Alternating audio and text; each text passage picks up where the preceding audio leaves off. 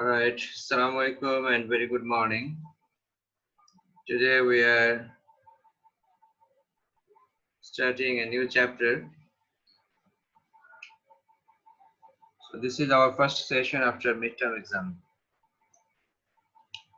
In this chapter we'll discuss product and services strategy. So we have some basic ideas about products and services. I mean goods and services. But there are some strategic matters related to these products and services. In this chapter, we will talk about these strategies. So let's review what exactly the product is. In the definition, it is said that a product is anything.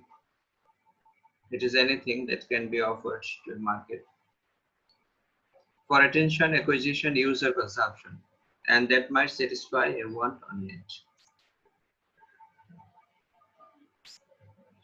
So this includes some physical objects which we call goods. It includes some services which you call like performance or any activities, any deed or any benefits. We call them services. Every goods is associated with services. So there are some absolute services and there are some services associated or involved in goods. Like you see, if you have a wristwatch, it does not have any value without giving time. If it cannot give time, a wristwatch does not have any value. Ceiling fan does not have any value if it cannot give you airflow. It can, if it fails to give you comfort in the warm weather. So services means benefits. Benefits inside everything. And there are some products like events, some products like persons. Events like it may be a football tournament, it may be a cricket tournament, it may be a drama, it may be a stage show. So events. It may be horse race. Persons. Persons like cricketer, footballer, actor, actress. So they can be treated as products. Barber in the barber shop, he himself is a product. Places, like places with scenic beauty. The places we visit, like Cox's Bazar, Rangamati, Bandarban, Nilachal, Nilgiri, places like Faiz Lake, Potenga, places. We visit those places and we pay. We pay for those places. It may be National Zoo, where different kinds of animals are available. You just visit the zoo and you pay. So places can be treated as products. Sometimes organizations like different clubs, like Chittagong Club. Okay, if you become a member of Chittagong Club, then you have to pay some subscriptions per month and you can enjoy some benefits visiting that club. So it may be World Literary Center, Vishwa Sahitya Kendra. If you become member, you can borrow book, you can read book, you can get some other benefits, and you have to pay a monthly subscription. So this is an organization you get benefit from. Then organization itself is a product. Like BYLC, you become member of BYLC, you participate in some training and some other social activities, and you pay for those benefits. So then BYLC is a product. Ideas, like you see Siddhika Kabir's recipe, how you can cook, how you can prepare a smart dish. This idea can be products. Siddhika Kabir's recipe you can buy.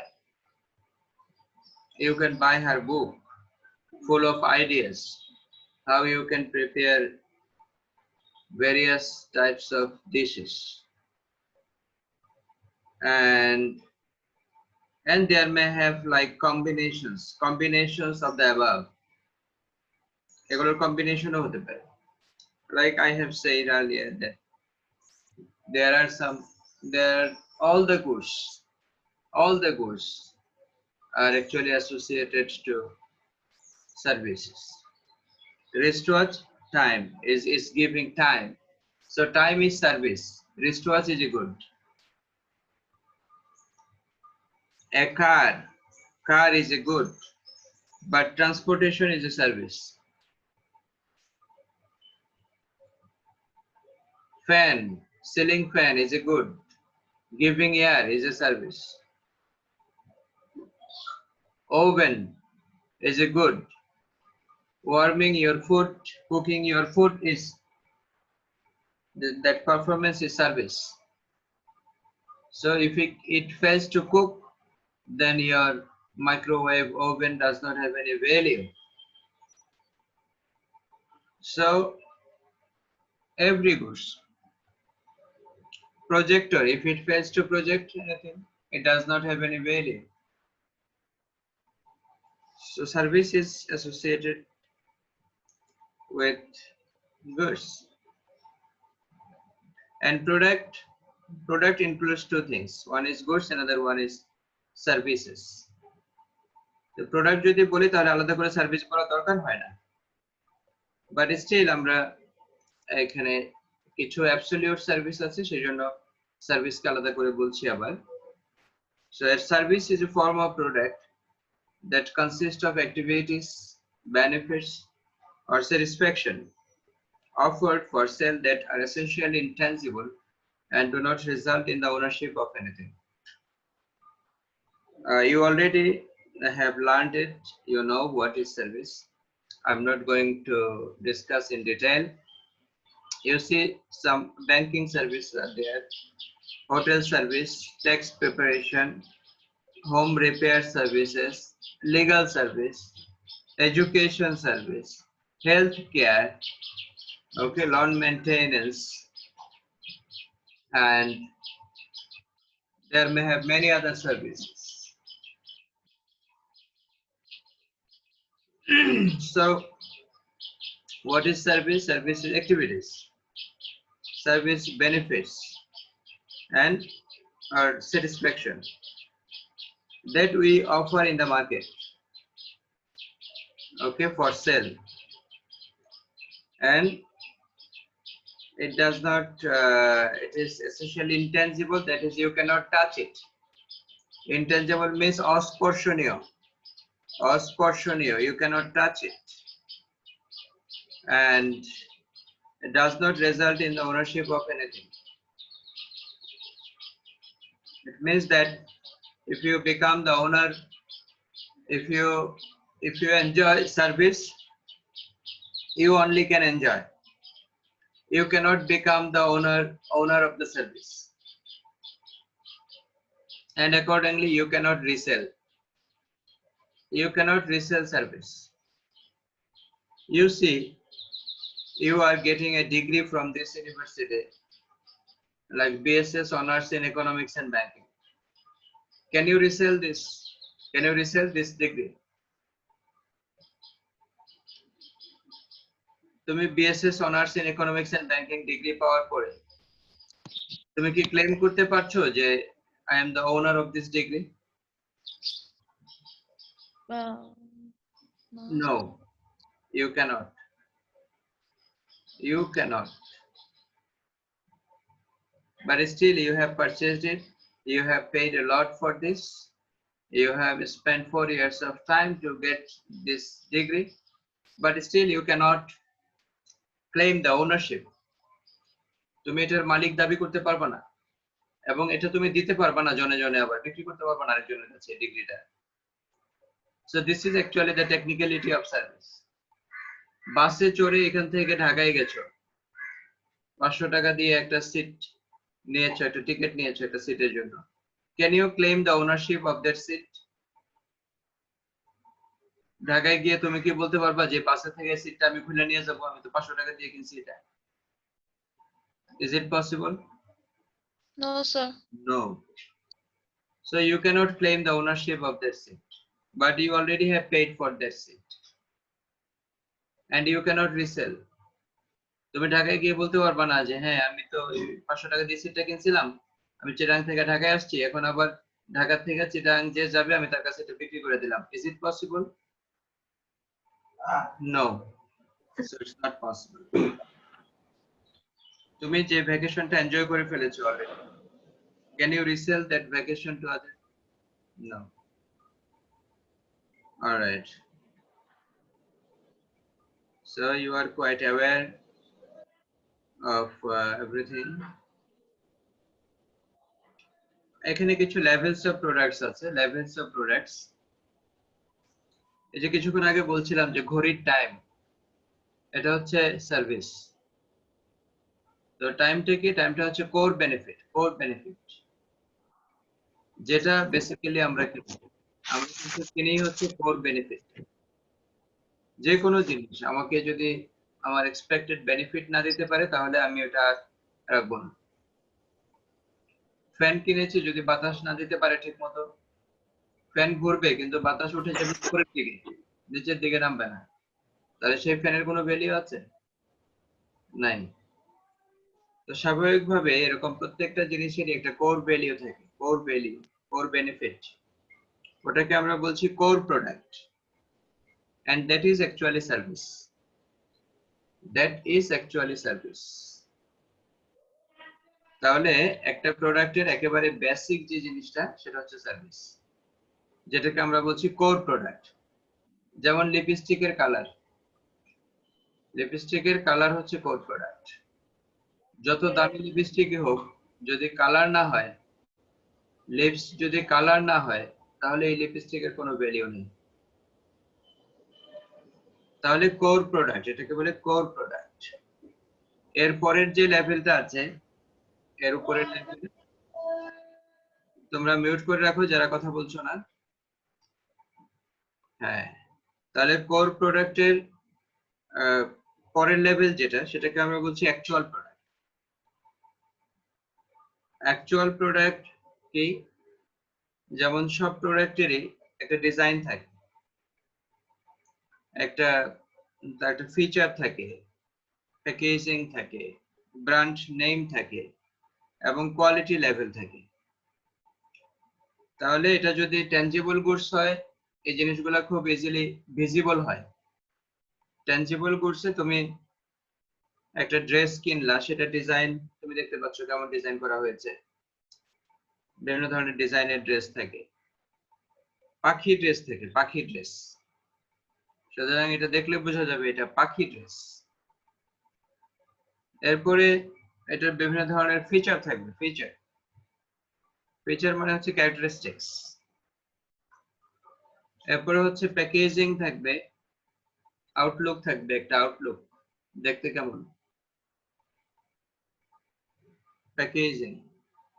অথবা এটা একটা প্যাকেটের মধ্যে থাকবে, যে কোনো জিনিস তুমি যদি কেন একটা প্যাকেটের মধ্যে থাকবে। যেমন ইউনিভার্সিটির প্যাকেজিং কি? ইউনিভার্সিটির প্যাকেজিং হচ্ছে ক্যাম্পাস, এটা interior exterior, how it looks like, buildings, university packaging.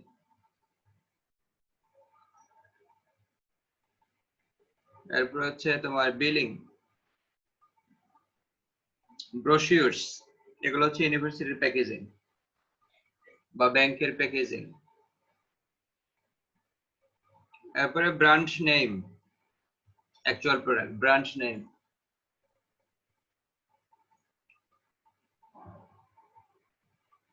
এরপর হচ্ছে আদার কোয়ালিটি লেভেল। কোয়ালিটি লেভেল কি? কোয়ালিটি লেভেল হলো যে বায়াররা ইউজুয়ালি একটা প্রোডাক্ট থেকে যে জিনিসগুলো এক্সপেক্ট করে সেটা হচ্ছে কোয়ালিটি লেভেল।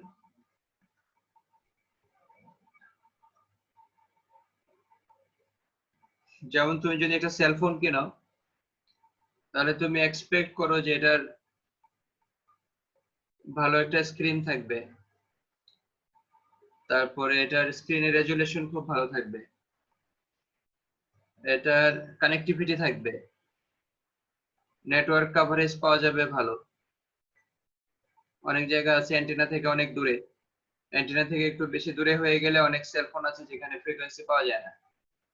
তুমি চাইবে যে এটার ফ্রিকোয়েন্সি, নেটওয়ার্ক কভারেজ খুব ভালো হোক, অ্যান্টেনা থেকে দূরে থাকলেও এটার নেটওয়ার্ক কভারেজ থাকুক বা ফ্রিকোয়েন্সি ভালো থাকুক, এগুলো তুমি চাইবে। এরপরে এটার ক্যামেরা কোয়ালিটি চাইবে, ব্যাটারি লংজিভিটি চাইবে, ব্যাটারি অনেক সময় ধরে থাকুক, চার্জ শেষ না হোক, এগুলো চাইবে তুমি একটা সেলফোন থেকে। তাহলে এগুলো হচ্ছে এটার কোয়ালিটি। বায়াররা এক্স্যাক্টলি যে বিষয়গুলো এক্সপেক্ট করে from a product that is goods and service, সেটাকে আমরা বলছি quality level. with all that আমরা যখন দেখি এটা একটা নাম আছে তখন আমরা এটাকে বলি ব্র্যান্ড নেম। ব্র্যান্ড নেমের যে বিষয়টা আছে এটা সবসময় ব্র্যান্ড সবসময় বিগ ব্র্যান্ড হইতে হবে এরকম না। ব্র্যান্ডের ব্যাপারে আমাদের অনেকের কনফিউশন। যেমন বাজারে সেলফোন যায় দেখবা, সেলফোন দুই ধরনের সেলফোন আছে। একটা সেলফোন হয়তো যে দেখবা যে অ্যাপল সেলফোন, অ্যাপলের অথবা স্যামসাং। আবার গিয়ে দেখবে যে আরেক ধরনের সেলফোন আছে যেটার নাম হচ্ছে অনার। তাহলে অনার এটাও একটা সেলফোন, আবার স্যামসাং এটাও একটা সেলফোন।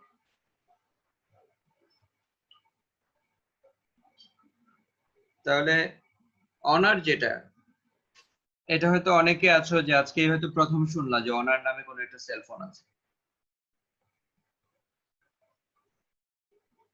তো তাহলে কি হচ্ছে যে এটা দুইটাই কিন্তু ব্র্যান্ড।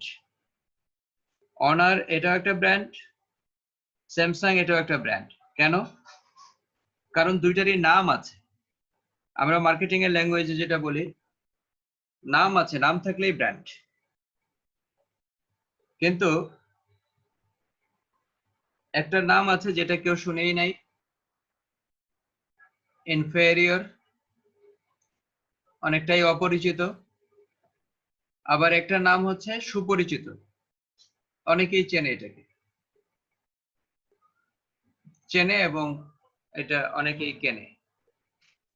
তাহলে এটা কি হবে? এটা হবে যেটাকে সবাই চেনে এটা হচ্ছে সুপেরিয়র, যেটাকে সবাই চেনে না এটা হচ্ছে inferior.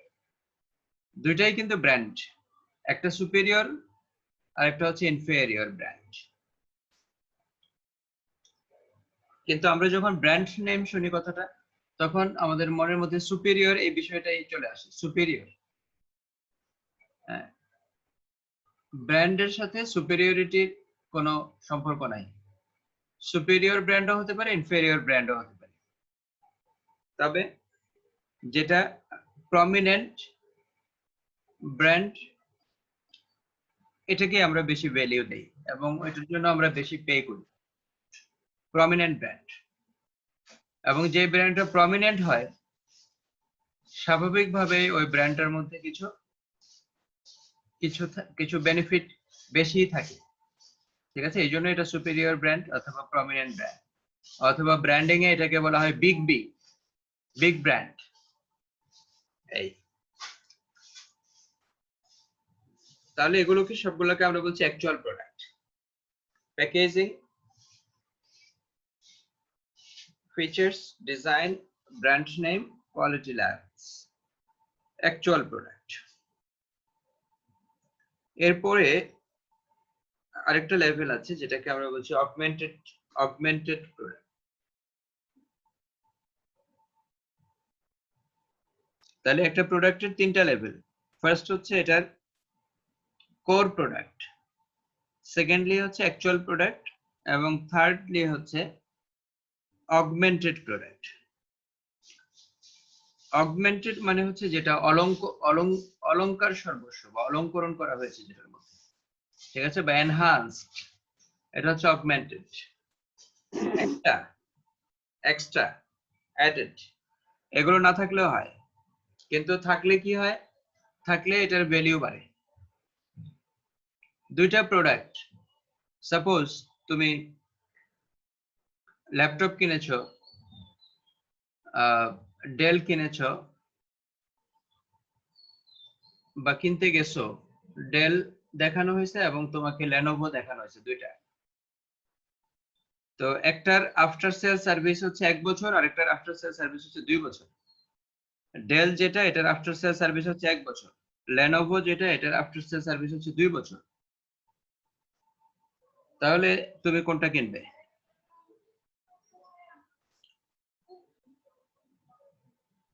Which one you will buy?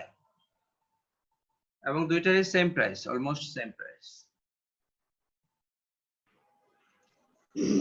10th generation Core i3, এই 4GB RAM, 1TB RAM, hard disk. বুঝতে পেরেছ? তাহলে which one you will buy? যেটার আফটার সেল সার্ভিস বেশি ওইটা তুমি কিনবে, যেটার আফটার সেল সার্ভিস বেশি ওটাই কিনবে। তারপরে বলা যায় না, আমি যদি বলি যে যেটার ব্র্যান্ড ভালো আমি ওইটাই কিনবো, ডেল ইজ সুপিরিয়র, তাহলে I will buy Dell, no matter যেটা আফটার সেল সার্ভিস 1 বছর নাকি 2 বছর, no matter, I will buy Dell যদি দুইটার প্রাইস সেম হয়। লেনোভো এবং ডেল দুইটার প্রাইস যদি সেম হয় তাহলে I will choose Dell, because this is superior brand, superior than that of Lenovo. কিন্তু আফটার সেল সার্ভিস অনেক সময় ম্যাটার করে, specially in case of electronic products. এরপরে যেটা আছে যেমন ধরো ইনস্টলেশন, অথবা এদিকে যদি আসি, ঘুরে যদি আসি ওয়ারেন্টি। যে প্রোডাক্টের ওয়ারেন্টি বেশি হবে সেই প্রোডাক্ট আমরা কিনতে চাই।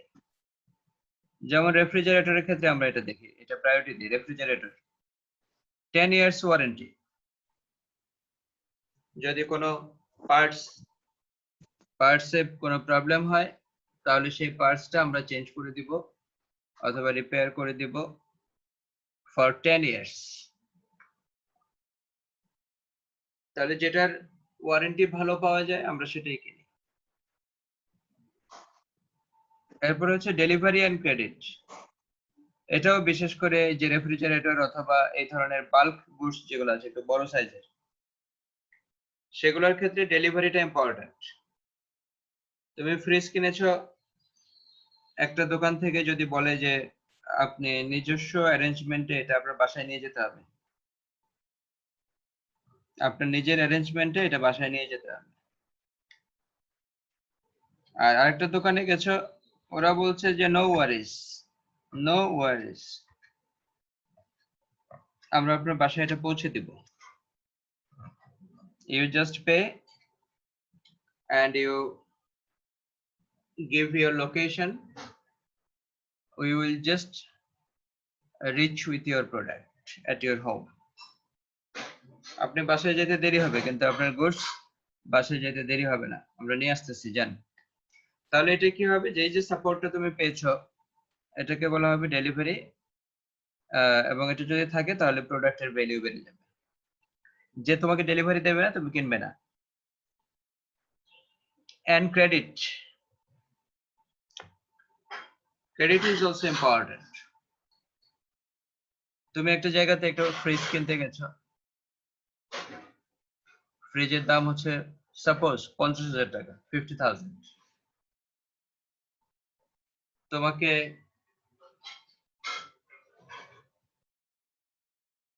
একটা দোকানে গেছো, তারা বললো যে না, আমাদের এখানে কোনো ক্রেডিট অপশন নাই, আপনি 50,000 টাকা এখনই পে করে নিতে হবে। আরেকটা জায়গাতে গেছো, তারা বলছে ওকে, নো ওয়ারিস, নো ওয়ারিস, চিন্তার কোনো কারণই নেই, ফ্রিজ বাসায় নিয়ে যান, আর এখন যা আছে আপাতত 10,000 দেন, আর বাকি 40,000 আপনাকে আমি আরো বাকি 5 মাসে দেবেন, 5 মাসে 40,000 দেবেন, এই মাসে 10,000 দিয়ে দেন। তাহলে 8,000 টাকা করে বাকি 5 মাসে তোমাকে বলে দিল, 8,000 টাকা করে বাকি 5 মাসে তুমি 5 40,000 টাকা দিয়ে দিলা, আর এই মাসে 10,000 টাকা দিয়ে দিলা। এটা খুব ইজি। এই মাসে 10,000 টাকা দিয়েছো, ফ্রিজ বাসায় চলে আসছে। আগামী মাসের বেতন থেকে 8,000 টাকা দিবে, এরপরের মাসের বেতন থেকে 8,000 টাকা দেবে। সো 8,000 টাকা করে দিয়ে যাবে 6 মাস। তুমি ফ্রিজ পেয়ে গেছো 6 মাস আগেই, ইউজ করছো, এটা বেনিফিট পাচ্ছ। তো তাহলে এটাকে বলে ক্রেডিট। দেখো কত ইজি হয়ে গেল, 10,000 টাকায় ফ্রিজ, মনে হবে এরকমই যে 10,000 টাকায় ফ্রিজ। এরপরে প্রতি 5 মাসে যে প্রতি মাসে 5 মাসে প্রতি মাসে যে 8,000 টাকা করে দিচ্ছ, এটা গায়ে লাগবে না, কিন্তু আলটিমেটলি তুমি কিন্তু 6 মাসে 50,000 টাকায় খরচ করে ফেলছো, একটা ফ্রিজ কিনে ফেলছো, তোমার ক্যাপাসিটিও বেড়েছে। একবারে 50,000 টাকা তুমি দিতে পারতা না, ক্রেডিট সুবিধা দিয়েছে বলে এটা অ্যাভেল করতে পারছো।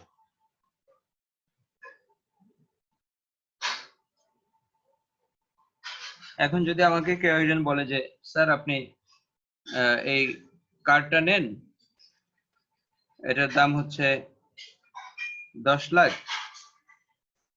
আপনি এখন 1 লাখ বা 1.5 লাখ যেটা পারেন দিয়ে দেন, আর বাকি অ্যামাউন্টটা আপনি পরবর্তী 9 বছরে দিন,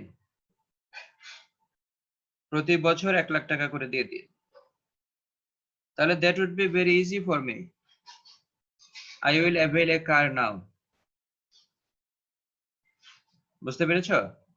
এটা বিদেশে আছে, ডেভেলপ কান্ট্রি গুলোতে তোমার অলমোস্ট প্রত্যেকটা সিটিজেন তাদের এই বেসিক সুবিধাগুলো আছে। ট্রান্সপোর্ট বলো, বাসায় হোম অ্যাপ্লায়েন্স যা যা আছে সবকিছু, ইনক্লুডিং হাউস। 1 কোটি টাকার বাড়ি নিয়ে নিচ্ছে একজন, ওকে নেভার মাইন্ড, 30 বছরে পে করবেন, কোনো সমস্যা নাই। ওকে 30 ইয়ার্স টাইম দিয়ে দিচ্ছি আপনাকে, 30 ইয়ার্স এর মধ্যে পে করে দিবেন, নো প্রবলেম। তাহলে ইজিলি একজন একটা ফ্ল্যাট নিয়ে নিচ্ছে, ইজিলি একজন একটা বাড়ি কিনে ফেলছে, ইটস ভেরি ইজি, ইজিলি একজন একটা গাড়ি কিনে ফেলছে। এগুলোর আবার ইন্স্যুরেন্স করা থাকছে, যে কোনো সময় যদি অ্যাক্সিডেন্ট হয় তাহলে ইন্স্যুরেন্স কোম্পানি উইল পে, তুমি শুধু প্রিমিয়াম দিয়ে যাবা। সো তাদের সেভিংস থাকার দরকার হয় না, এই সমস্ত কিছুর জন্য পে করে সমস্ত বেনিফিট তারা অ্যাভেল করে, এবং সমস্ত কিছুর জন্য পে করার পরে যেই কিছু টাকা সেভ করতে পারে সেটা দিয়ে আবার ভ্যাকেশনে চলে যায়। ঠিক আছে, ভ্যাকেশনে চলে যায়, প্রত্যেক বছর এক একটা ফ্যামিলি এক একটা কান্ট্রি ভিজিটে চলে যায়, অথবা তার নিজস্ব দেশে একটা লোকেশন থেকে আরেকটা লোকেশনে ভ্যাকেশনে চলে যায়। সেভিংস থাকা দরকার হয় না। অলরাইট, তাহলে এটা গেল ডেলিভারি এন্ড ক্রেডিট। আরেকটা হচ্ছে ইনস্টলেশন। কিছু প্রোডাক্ট আছে যেগুলোর জন্য ইনস্টলেশন দরকার হয়, যেমন ধরো তুমি তোমাদের বিশাল অ্যাপার্টমেন্টের জন্য যদি একটা জেনারেটর কেনো, তাহলে সেই জেনারেটর ইনস্টল করে দেওয়ার ব্যাপার থাকবে। তো এটা যে ইনস্টল করে দিয়ে যাবে তুমি তার কাছ থেকে নেবা। যেমন গ্রামের বাড়িতে অনেকে টিউবওয়েল কিনে, টিউবওয়েল। তো টিউবওয়েল কি এরকম যে আমরা নিজেরা সেট আপ করে ফেলতে পারবো এরকম? একটা টিউবওয়েল কি আমরা চাইলে সেট আপ করতে পারবো? পারবো না। যদি এরকম কোনো দোকান থাকে যেখান থেকে আমি টিউবওয়েল কিনেছি, সে যদি বলে যে অসুবিধা নেই, আপনি টিউবওয়েল নিয়ে বাসায় চলে যান, আমাদের লোক আছে, ওরা গিয়ে আপনাকে সেট আপ করে দিয়ে আসবে। আপনি শুধু এটা চাপবেন, পানি বের হবে এবং খাবেন। আপনার কাজ হলো এটার পানিটা এনজয় করা। খুব ভালো ড্রিঙ্কিং ওয়াটার বের হবে টিউবওয়েল থেকে, আপনি খাবেন। সেট আপ নিয়ে চিন্তা করতে হবে না, আমরা সেট আপ করে দিয়ে আসবো। তাহলে যে টিউবওয়েল বিক্রি করতেছে যদি সেট আপ করে দিয়ে যায় বাসায় এসে আমার টিউবওয়েল, তাহলে তো আর কোনো সমস্যাই নাই। আবার আরেকজন বলছে যে না আমরা সেট আপ করি না, আপনি টিউবওয়েল কিনে নিয়ে যাবেন, এলাকায় দেখবেন কিছু লোকজন আছে ওরা সেট আপ করে দেয়, আপনাদেরকে খুঁজে বের করবেন, ওরা আপনাকে সেট আপ করে দিবে, রেসপন্সিবিলিটি নিচ্ছে না, তাহলে তুমি তার এখান থেকে কিনবা না। তাহলে এই বিষয়গুলো ভ্যালিউ অ্যাড করে, প্রোডাক্টের সাথে ভ্যালিউ অ্যাড করে। আমরা বাইং ডিসিশন নেই অথবা নেই না, এগুলোর উপরে ডিপেন্ড করে। তোমরা কি এটা বুঝতে পেরেছো?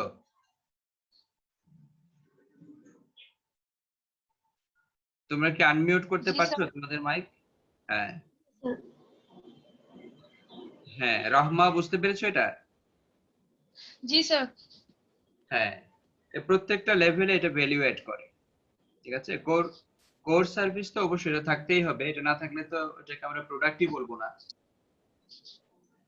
এরপরে বাকি যে জিনিসগুলো আছে প্রত্যেকটা জিনিস হচ্ছে ভ্যালিউ অ্যাড করে, প্রত্যেকটা জিনিস ভ্যালিউ অ্যাড করে, প্রত্যেকটা এলিমেন্ট। যার মধ্যে এই এলিমেন্ট গুলো যত বেশি থাকবে সেটার ভ্যালিউ তত বেশি হবে।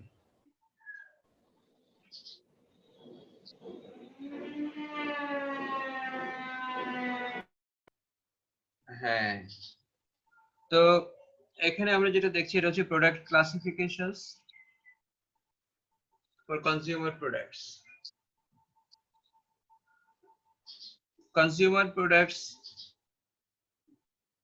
এর ক্লাসিফিকেশন, কিছু আছে কনজিউমার প্রোডাক্টস, কিছু আছে বিজনেস প্রোডাক্ট। এখানে আমরা যে ক্লাসিফিকেশন গুলো দেখবো এগুলো হচ্ছে কনজিউমার প্রোডাক্টের ক্লাসিফিকেশন।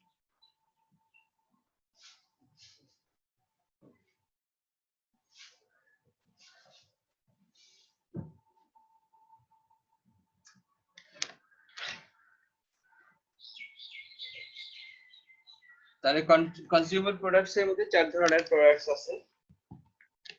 একটাকে আমরা বলছি কনভেনিয়েন্স প্রোডাক্ট, আর এটা হচ্ছে শপিং প্রোডাক্ট, আর এটা হচ্ছে স্পেশালিটি প্রোডাক্ট, এবং আরেকটা হচ্ছে আনসার্ড প্রোডাক্টস। কনভেনিয়েন্স প্রোডাক্ট যেটা, কনভেনিয়েন্স প্রোডাক্ট হলো যেটা a product that we buy frequently and immediately, যখনই শেষ হয়ে যায় আমরা তখনই কিনি, এটাকে বলে convenience products. The product which usually is of low price, যেটার মাস অ্যাডভার্টাইজিং থাকে, অলমোস্ট সবাই এটাকে চেনে, many purchase location, অনেক জায়গায় এটাকে পাওয়া যায়, readily available পাওয়া যায়। যেমন বাসায় রান্না করতে গেছো, তোমার দেশলাইয়ের কাঠি শেষ হয়ে গেছে,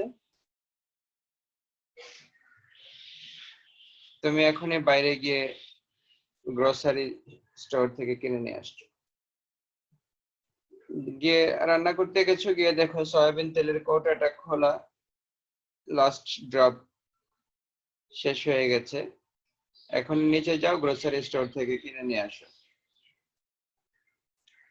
তো এরকম যেগুলো আছে যেটা ওই বাই ফ্রিকোয়েন্টলি এন্ড ইমিডিয়েটলি, যখনই শেষ হয়ে যায় তখনই আমরা কিনে ফেলি, যেটা ইউজুয়ালি অফ লো প্রাইস, যেটার খুব মাস অ্যাডভার্টাইজিং হয়, ওয়াইড স্প্রেড অ্যাডভার্টাইজিং হয়, এভরিওয়ান নোজ অ্যাবাউট প্রোডাক্ট। কলম, ক্লাসে কলম দিয়ে লিখছো, কলম শেষ হয়ে গেল, নিচে দোকান থাকলে দৌড় দিয়ে গিয়ে ওই দোকান থেকে একটা কলম কিনে নিয়ে আসতেছে।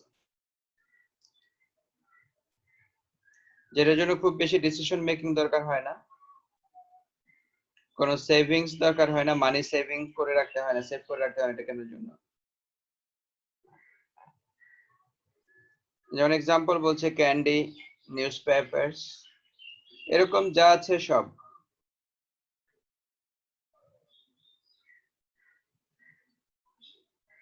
এরপরে হচ্ছে shopping product. Shopping product that we buy less frequently, that is of high price, higher price আর কি। হায়ার প্রাইস বলতে কনভেনিয়েন্স যেটা, সেটা থেকে একটু বেশি price. Fewer purchase locations, not available everywhere, সব জায়গাতে অ্যাভেলেবল না, একটু ঘোরাঘুরি করতে হয়, ঘোরাঘুরি করে কিনতে হয়। কম্পারিজন শপ, এখানে অনেক সময় আমরা কম্পেয়ার করি যে আমি কি এটা এই লোকেশন থেকে কিনবো নাকি অন্য লোকেশন থেকে কিনবো। Suppose cellphone, cellphone shopping product. Cellphone কিনতে গেলে আমরা অনেক সময় চিন্তা করি এটা কি গুলজার টাওয়ার থেকে কিনবো নাকি এটা ওই যে জিএসসি এর এখানে কি আছে একটা, জিএসসি এর এখানে একটা মার্কেট আছে না, কি মার্কেট জানি, সেন্ট্রাল প্লাজা, সানমার্ক, সেন্ট্রাল প্লাজা একটা আছে তো ওখানে অপর সেন্ট্রাল প্লাজা আছে, তারপরে সানমার আছে।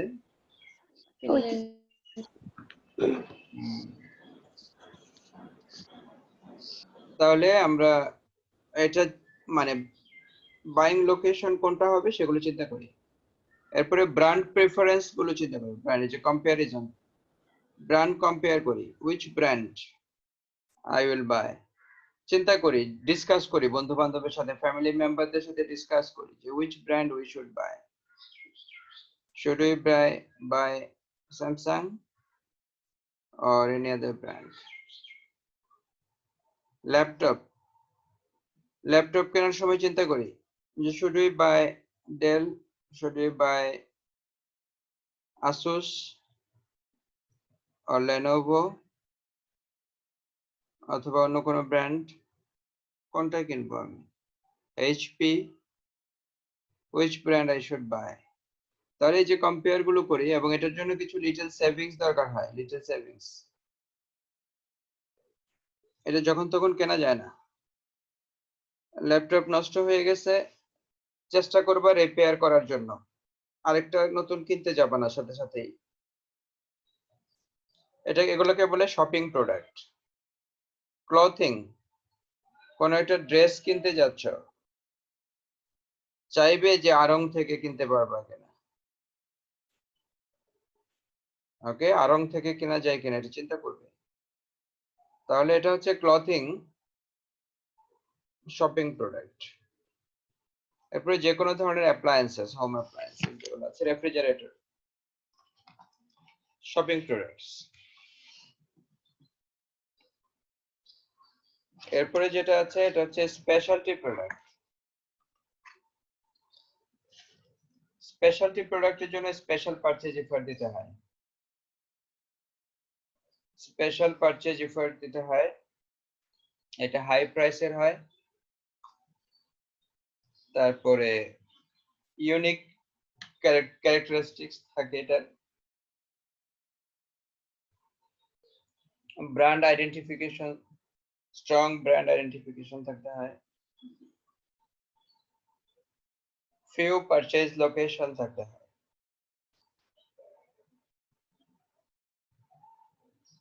থাকতে হয় না, থাকে ইউজুয়ালি, ফিউ পারচেজ লোকেশন এটা পাওয়া যায়।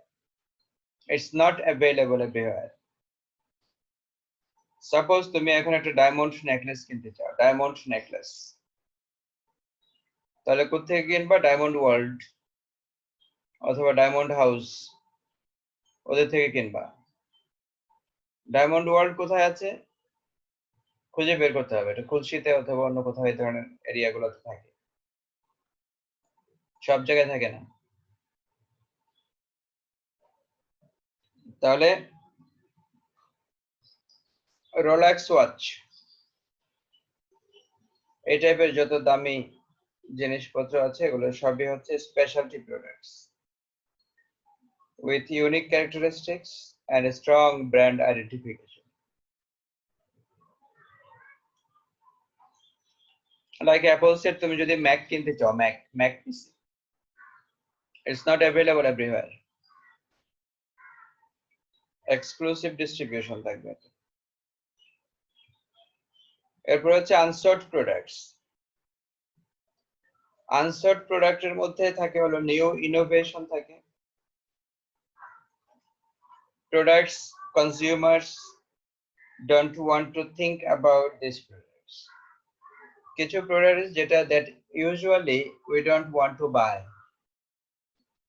Usually we don't want to buy. যেমন আমরা সেলিং কনসেপ্ট যখন পড়েছিলাম তখন বলেছিলাম এটা।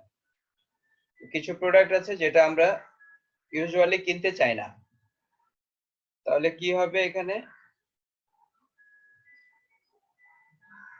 এটা আমরা তখনই কিনি যখন এটা একটা প্রেসার সেলিং হয়, অথবা যখন কেউ আমাকে এটার খুব গুরুত্ব বোঝাবে।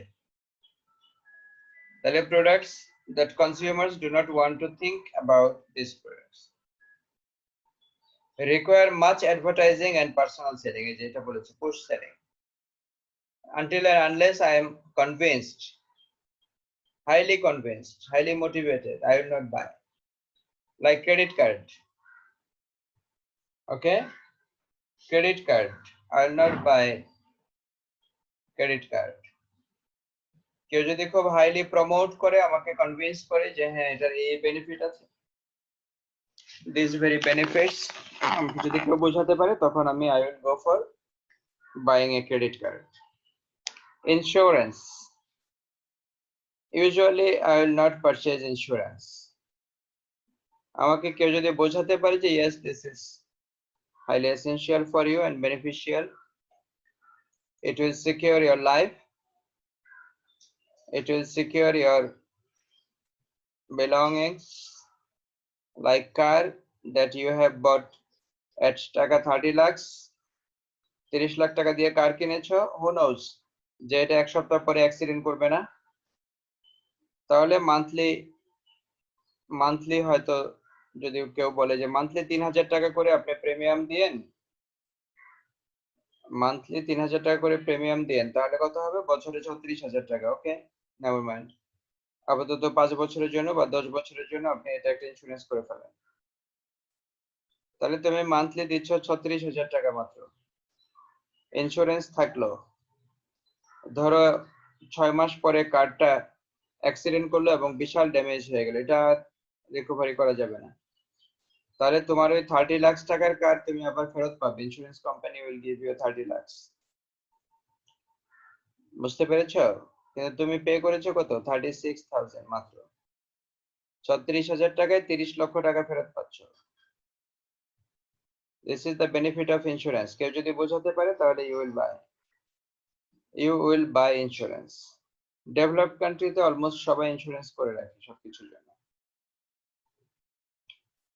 Everyone's life is insured. আমি যে ইউনিভার্সিটি, আসসালামু আলাইকুম ওয়ালাইকুম আসসালাম, হ্যাঁ বলো। স্যার, ইন্স্যুরেন্স কি হালাল? আচ্ছা, ইন্স্যুরেন্সে এখানে তো আমি কম টাকা দিয়ে বেশি বেনিফিট পাচ্ছি, তাইলে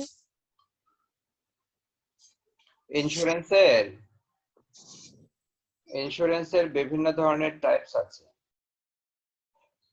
ইন্স্যুরেন্সকে হালাল করার জন্য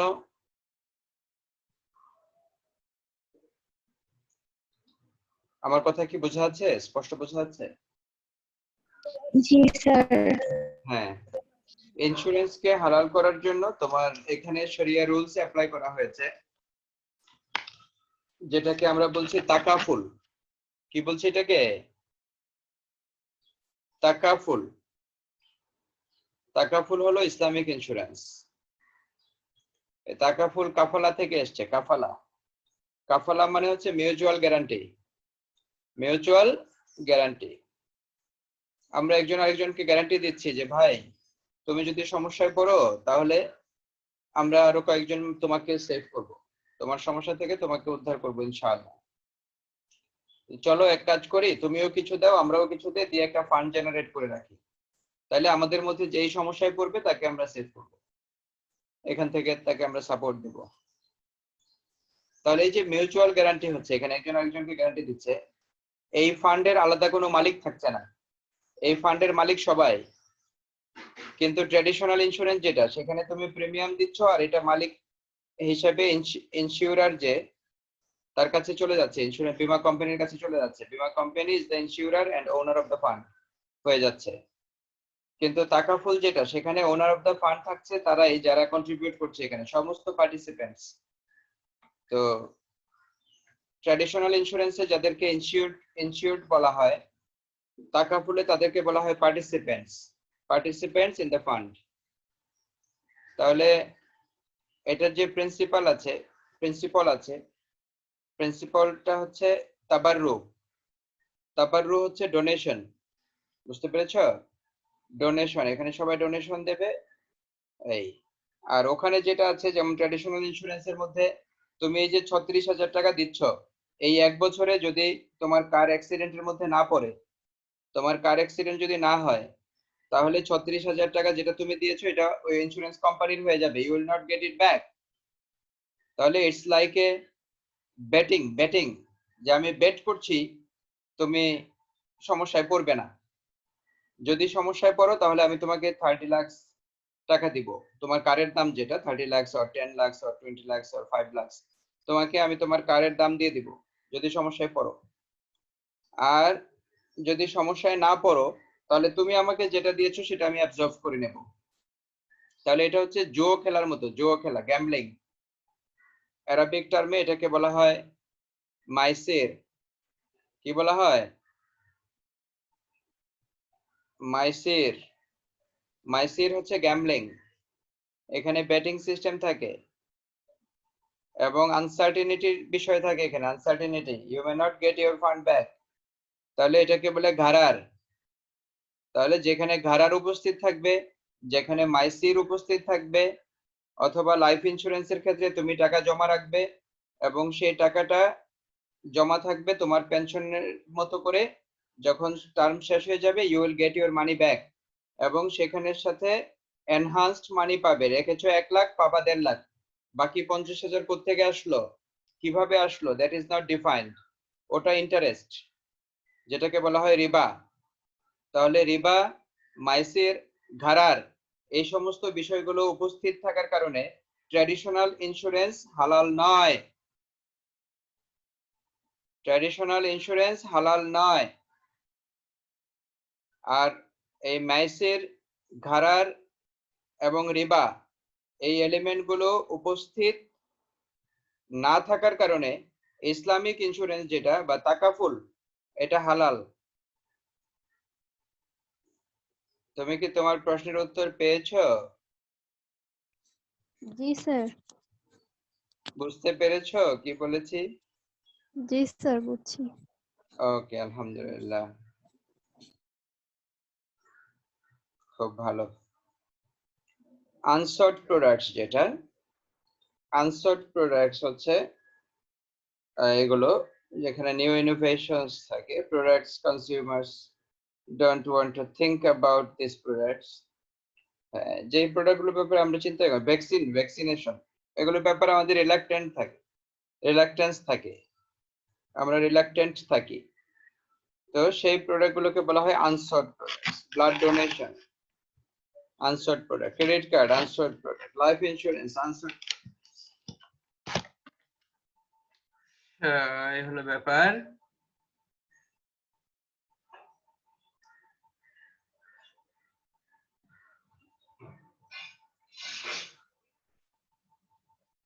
এগুলো হচ্ছে ওই লেভেলস গুলোকে একটু এক্সপ্লেন করেছে, আমরা যে লেভেলস করেছি ওগুলোকে এক্সপ্লেন করেছি।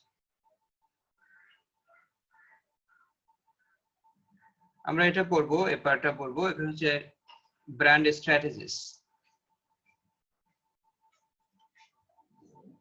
আজকে আমি খুব বেশিক্ষণ ক্লাস নেব না, আমাকে একটু অফিসে যেতে হবে।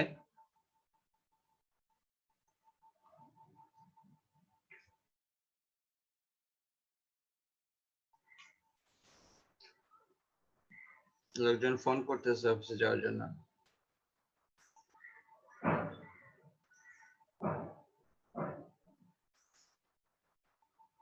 হ্যাঁ,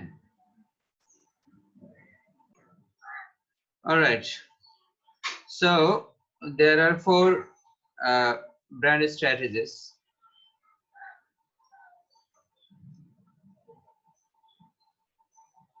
একদিকে হচ্ছে ব্র্যান্ড নেম, আরেকদিকে হচ্ছে প্রোডাক্ট ক্যাটাগরি। ব্র্যান্ড নেম এটা এক্সিস্টিং ব্র্যান্ড হতে পারে এবং নিউ ব্র্যান্ড হতে পারে। আবার প্রোডাক্ট ক্যাটাগরি এক্সিস্টিং প্রোডাক্ট হতে পারে, আবার নিউ প্রোডাক্ট হতে পারে। তাহলে একদিকে হচ্ছে তোমার ব্র্যান্ড নেম যদি এক্সিস্টিং হয়, যেমন কি হতে পারে এটা, যেমন ধরো আমরা যদি ওয়ালটনের কথা চিন্তা করি, ওয়ালটন, তাহলে ব্র্যান্ড নেম ওয়ালটন, এটা হচ্ছে একটা নাম্বার 1 ওয়ালটন ব্র্যান্ড। এখন প্রোডাক্ট ক্যাটাগরি আমরা যদি বলি যে প্রোডাক্ট ক্যাটাগরি এক্সিস্টিং প্রোডাক্ট, তাহলে ধরো Walton fridge, Walton fridge refrigerator, তাহলে এটাকে কি করে লাইন এক্সটেনশন করব? ফ্রিজের বিভিন্ন ধরনের ক্যাপাসিটি থাকে এবং সাইজ থাকে, 9 CFT থাকে, 11 CFT থাকে, এই ধরনের বিভিন্ন ধরনের ক্যাপাসিটি থাকে। তাহলে তোমার এখানে যদি 4-5টা ক্যাপাসিটি বা 4-5টা মডেল আমি নিয়ে আসি, প্রত্যেকটারই যদি নাম থাকে ওয়ালটন, তাহলে এটাকে বলা হবে লাইন এক্সটেনশন। যেখানে সেম প্রোডাক্টে আমরা সেম ব্র্যান্ড, কিন্তু আমরা প্রোডাক্টটাকে বিভিন্ন ইয়েতে নিয়ে যাচ্ছি, মানে এটাকে কি বলে, বিভিন্ন অ্যাসর্টমেন্টে নিয়ে যাচ্ছি, এটা বিভিন্ন সাইজে নিয়ে যাচ্ছি, অথবা এটার কালার চেঞ্জ করতেছি, অথবা কিছু ডিজাইন চেঞ্জ করতেছি, একই ধরনের প্রোডাক্ট। অথবা ধরো একটা হচ্ছে রেফ্রিজারেটর আর আরেকটা হচ্ছে ফ্রিজার, একটা হচ্ছে রেফ্রিজারেটর আর একটা হচ্ছে ফ্রিজার, ডিপ ফ্রিজ, কিন্তু দুইটাই নাম হচ্ছে ওয়ালটন এবং দুইটাই কিন্তু ওই ফ্রিজিং এর কাজই করে। তাহলে প্রোডাক্ট সেম, ব্র্যান্ড নেমও সেম, কিন্তু এর ভেতরেই প্রোডাক্টের মধ্যে কিছু ভেরিয়েশন আনলাম, তাহলে এটাকে বলা হবে লাইন এক্সটেনশন। এরপরে যদি ব্র্যান্ড নেম থাকে এক্সিস্টিং, যেমন ওয়ালটন নামই আছে, কিন্তু প্রোডাক্টটা চেঞ্জ করে ফেললাম, ডান দিকে দেখো নিউ প্রোডাক্ট, ধরো টেলিভিশন অথবা ল্যাপটপ, তাহলে রেফ্রিজারেটর এবং ল্যাপটপ দুইটা ডিফারেন্ট প্রোডাক্ট। তাহলে ল্যাপটপে আমি এই ব্র্যান্ডটাকে এক্সটেন্ড করে দিলাম, এক্সিস্টিং ব্র্যান্ড ওয়ালটন, এই ওয়ালটনটাকে, এই এক্সিস্টিং ব্র্যান্ড ওয়ালটন, এটাকে আমি স্প্রেড করায় নিয়ে আসলাম ল্যাপটপে, তাহলে এটা কি হয়ে গেল? এটা হয়ে গেল ব্র্যান্ড এক্সটেনশন। এইভাবে করে আমি যত নতুন প্রোডাক্টের মধ্যে ওয়ালটনটাকে ছড়িয়ে দেব, যেমন মোটরসাইকেল, সেখানে আমি ওয়ালটন দিয়ে দিচ্ছি একটা নাম। আবার এরকম বিভিন্ন প্রোডাক্টের মধ্যে আমি ওয়ালটন একটা ইয়ে করছি, ধরো জুসার অথবা একটা ব্লেন্ডার, ওইটার সাথে নাম দিয়ে দিচ্ছি ওয়ালটন, তাহলে এটা একটা ব্র্যান্ড এক্সটেনশন হয়ে গেল। দ্যাট ইজ ব্র্যান্ডটা আমি নতুন নতুন নতুন নতুন প্রোডাক্টের মধ্যে এক্সটেন্ড করে দিচ্ছি, তাহলে এটা হবে ব্র্যান্ড এক্সটেনশন। আবার যদি এমন হয়, যেমন ধরো মোটরসাইকেলের ক্ষেত্রে এক্সিস্টিং প্রোডাক্ট, ওয়ালটনের প্রোডাক্ট একটা হচ্ছে মোটরসাইকেল, তাহলে এক্সিস্টিং ব্র্যান্ড যদি আমি ইউজ করি ওয়ালটন, তাহলে তো এটা লাইন এক্সটেনশন হতে পারে। কিন্তু আমরা দেখেছি ওয়ালটন বিভিন্ন ব্র্যান্ড ইউজ করেছে তার এই মোটরসাইকেলের ক্ষেত্রে, যেমন ক্রুজ, তারপর হচ্ছে ফিউশন, তারপর হচ্ছে এক্সপ্লোর, এগুলা আলাদা আলাদা ব্র্যান্ড, কিন্তু সবগুলাই ওয়ালটনের প্রোডাক্ট। তাহলে প্রোডাক্ট ক্যাটাগরি হচ্ছে এক্সিস্টিং মোটরসাইকেল, কিন্তু আমরা কি করেছি, ব্র্যান্ড নেম দিয়েছি নতুন, তাহলে এটাকে বলা হবে মাল্টি ব্র্যান্ড। কি বলা হবে এটাকে? কি বলা হবে এটাকে? Multi brands. Multi brand. হ্যাঁ, যেমন ধরো মাল্টি ব্র্যান্ডের আরেকটা এক্সাম্পল বলো তো এবার নিজেরা দেখে। মাল্টি ব্র্যান্ডের আরেকটা এক্সাম্পল নিজেরা বলো তো দেখি। Sir toothpaste. টুথপেস্ট, হ্যাঁ কাদের? টুথপেস্ট কাদের? ইউনিলিভারের টুথপেস্টের কথা বলো, ইউনিলিভার। জি স্যার। হ্যাঁ, Colgate, ইউনিলিভারের টুথপেস্টের এই ওরা যখন বানাচ্ছে, কসমেটিক টাইপ টুথপেস্ট বানাচ্ছে, সেটার নাম দিচ্ছে ক্লোজ আপ। আবার যখন মেডিসিন টাইপের টুথপেস্ট বানাচ্ছে, সেটার নাম কি দিচ্ছে? পেপসোডেন্ট। পেপসোডেন্ট। হ্যাঁ, তো তাহলে toothpaste same product, existing product, এই যে প্রোডাক্ট ক্যাটাগরি এক্সিস্টিং, কিন্তু ব্র্যান্ড হচ্ছে ডিফারেন্ট। তাহলে একটা হচ্ছে কি ব্র্যান্ড? পেপসোডেন্ট, আর আরেকটা ব্র্যান্ড হচ্ছে ক্লোজ আপ। তাহলে এটাকে বলবো আমরা মাল্টি ব্র্যান্ড। একইভাবে ইউনিলিভারের সাবানের ক্ষেত্রেও একটা নাম হচ্ছে লাক্স, যেটা cosmetic type soap, beauty soap. আবার যেটা মেডিকেটেড সোপ, যেটা স্বাস্থ্য সুরক্ষার জন্য লাইফ বয় বা লাইফ বয় গোল্ড। তাহলে এটা কি হচ্ছে? একই কোম্পানির সাবান হচ্ছে একটাই প্রোডাক্ট, কিন্তু এর মধ্যে স্লাইড ভেরিয়েশন এনে দুইটা আলাদা আলাদা ব্র্যান্ড দিয়ে দিচ্ছে। তখন কি হয়ে যাচ্ছে এটা? বা ইভেন ডাভ, যেটা ডাভ কি ইউনিলিভারের নাকি? জি, হ্যাঁ মেবি। হ্যাঁ, ডাভ হয়তো ইউনিলিভারের। ডাব তাহলে তো হ্যাঁ, তো তাহলে কি হচ্ছে দেখো, যে এটা ডাভ হচ্ছে ফর স্কিন কেয়ার, এটা তারা বলছে, এটা আবার আলাদা করে একটা সেগমেন্ট করেছে স্কিন কেয়ার। অথবা ডিটারজেন্ট পাউডারের ক্ষেত্রে তুমি যদি বলো সার্ফ এক্সেল এবং হুইল, দুইটাই ইউনিলিভারের প্রোডাক্ট। সার্ফ এক্সেল এবং হুইল দুইটাই ইউনিলিভারের প্রোডাক্ট। তাহলে